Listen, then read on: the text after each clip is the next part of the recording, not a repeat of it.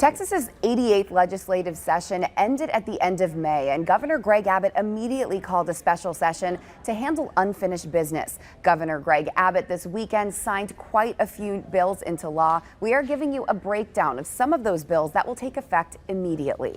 The first one, House Bill 12, will expand Medicaid coverage for women following their pregnancy. This will give women up to 12 months of coverage after they give birth and 6 months of coverage after a miscarriage. House Bill 33 prohibits Texas agencies and officials from helping federal agencies and officials with enforcing federal laws on oil and gas operations. House Bill 1330 creates a grant program for certain counties to fund public improvement projects, such as improvements to sidewalks and streets. To qualify, a county must have a population of 3,000 people or less, be adjacent to at least 3 counties with less than 10,000 people, and be located on the border.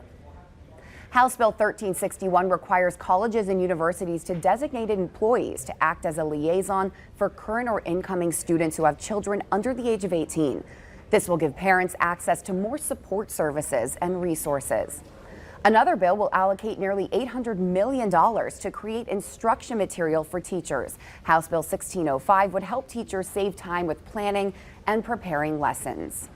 House Bill 2012 will allow the national motto of the United States, "In God We Trust," to be placed in public schools and colleges and universities. Last year, schools could only purchase publicly posters that said "In God We Trust" if the posters were donated or purchased by private donations. House Bill 2060 will create an artificial intelligence advisory council to study and monitor the use of AI in state agencies. The council will consist of 7 members.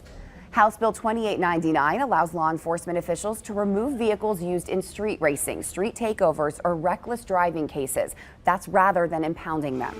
House Bill 3660 will allow people to take stray cats to the vet to get spayed or neutered. Under law, people who let the sterilized cats go will not be persecuted for abandonment. House Bill 3908 requires each school district to give lessons on fentanyl abuse prevention and drug poisoning awareness. This will affect grades 6 through 12.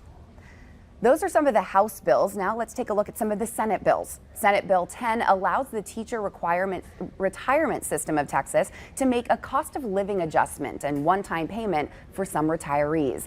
The payment is based on what year the teachers retired in. Senate Bill 25 will create scholarships, grants, and loan repayment programs for nursing students and faculty amid a shortage of nurses. Senate Bill 477 will allow people with disabilities or mobility problems to skip the lines at polling locations. The person must request to skip the line with an election worker. Senate Bill 493 allows veterans who were discharged for refusing the COVID-19 vaccine to be labeled as honorable discharge. Senate Bill 383 requires school districts to install some type of panic alert button in case of emergencies. That button must immediately contact law enforcement agencies. Districts will have to pay through their school safety budget. Senate Bill 629 places Narcan on campuses that have students in grades 6 through 12. Each district must adopt and implement a policy regarding opioid antagonists on their campus. Senate Bill 867 allows the distribution of Narcan at Texas universities and colleges. Now, of course, we've covered a lot of bills, and there are even more that were signed, including some that will go into effect later in the year. If you want to see all those bills, just scan the QR code on your screen, and that will take you to ksat.com, where we have more information and details on all of those bills. Courtney Friedman, KSAT 12 News.